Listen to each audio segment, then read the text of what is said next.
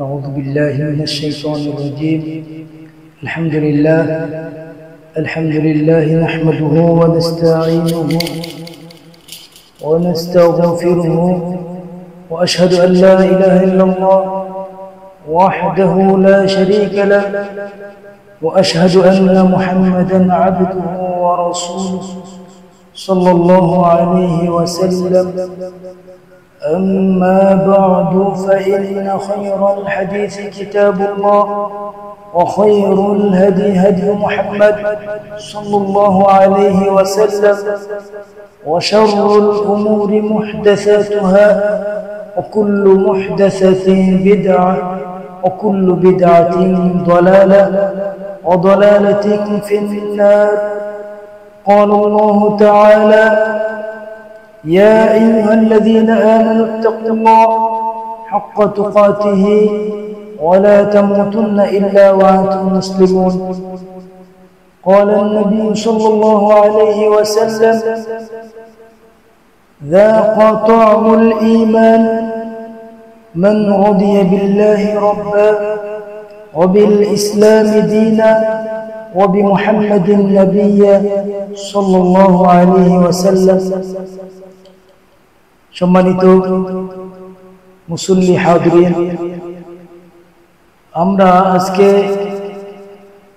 আল্লাহ সুবহানাহু ওয়া তাআলা দরবারে শুকরিয়া আদায় করতেছি যে এই মহান মালিক আল্লাহ সুবহানাহু ওয়া তাআলা আমাদের সকলকে একত্রিত হওয়ার তৌফিক দিয়েছেন এবং এখন পর্যন্ত সুস্থতা নামক নিয়ামতে ডুবিয়ে রেখেছেন।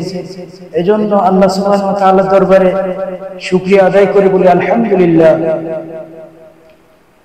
দরুদ ও সালাম পাঠ করতেছি সাইয়্যিদুল মুরসালিন খাতামান নবিয়্যিন রাহমাতাল লিল আলামিন জনাবে মুহাম্মদুর রাসূলুল্লাহ সকলে বলি সাল্লাল্লাহু আলাইহি ওয়াসাল্লাম। সম্মানিত মুসল্লি হাজিরিন, আমাদের আজকের পর্বের মূল আলোচনার মূল বিষয় হলো আল্লাহ সুবহানাহু ওয়া তাআলা আমাদের উদ্দেশ্যে কি বলতেছেন। ইয়া আইয়ুহাল্লাযীনা আমানু তাকুল্লাহ, ও ঈমানদার, তোমরা যারা আমাকে বিশ্বাস করো, যারা আমার প্রতি লা ইলাহা ইল্লাল্লাহর প্রতি একনিষ্ঠভাবে বিশ্বাস রাখো, লা তামুতুন্না, তোমরা মরিও না, ইল্লা ওয়া আনতুম মুসলিমুন, মুসলমান না হয়ে। আল্লাহ সুবহানাহু ওয়া তাআলা বলছেন যে পরিপূর্ণ মুসলমান না হয়ে তোমরা কবরে আসিও না। একজন মানুষ লা ইলাহা ইল্লাল্লাহর উপরে ঈমান আনলেই তাকে মুমিন বলা যায়, কিন্তু একজন মানুষকে মুসলমান হতে গেলে তার ভিতরে অনেকগুলো কোয়ালিটি দরকার। মুসলিম আসলে কি? আল্লাহ রাসূল সাল্লাল্লাহু আলাইহি ওয়াসাল্লামের কাছে জানতে চাওয়া হলো আইয়ুল মুসলিমিনা খায়রুন, قال من سلم المسلمون من لسانه ويده। আল্লাহ রাসূল সাল্লাল্লাহু আলাইহি ওয়াসাল্লাম বললেন, সেই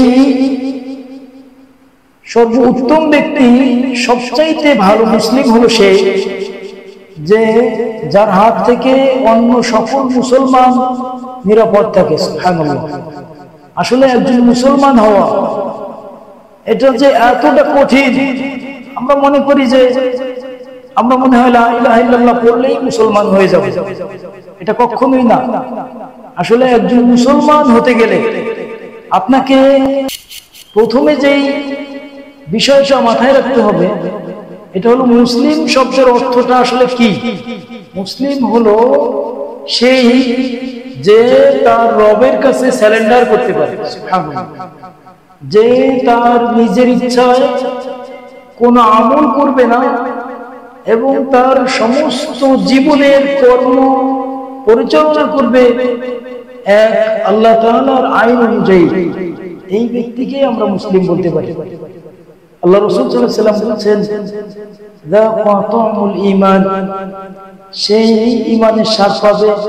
মান বুদিয়া বিল্লাহি রাব্বা, যে এই সাক্ষ্য দিবে যে আমি আমার রবকে, আমার আল্লাহকে রব হিসাবে পেয়ে সন্তুষ্ট হয়ে গেছি, সন্তুষ্টি প্রকাশ করতেছি। অবিল ইসলামি দীনা, এবং ইসলামকে দিন হিসাবে পেয়ে আমি অনেক খুশি হয়েছি। আমি এই ইসলামের উপরে, ইসলামের ভিতরে যত অবকাঠামো আছে সমস্ত অবকাঠামোগুলোর উপরে আমি সন্তুষ্ট। এমনকি আমি সমস্ত আমলগুলো, বিধিনিষেধগুলো, আইনগুলো আমার উপরে প্রয়োগ করি। কবি মুহাম্মাদিন নবিয়্যা, এবং মুহাম্মদ সাল্লাল্লাহু আলাইহি ওয়াসাল্লামকে আমি নবী হিসাবে পেয়ে সন্তুষ্টি প্রকাশ করতেছি।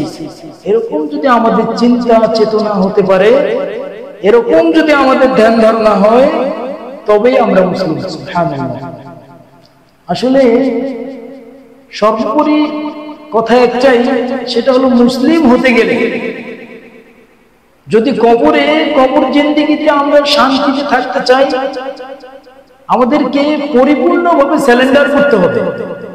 আমরা মুসলিম নাম দিয়েছি, এরপরে সুদের আখড়ায়, আমাদের নিজের খেয়াল খুশিতে, আমাদের অর্থনীতিতে, বাস্তব লাইফে আমরা যে অবস্থায় থাকি না কেন, সর্ব অবস্থায় আমাদেরকে ফলো করতে হবে লা ইলাহা ইল্লাল্লাহ।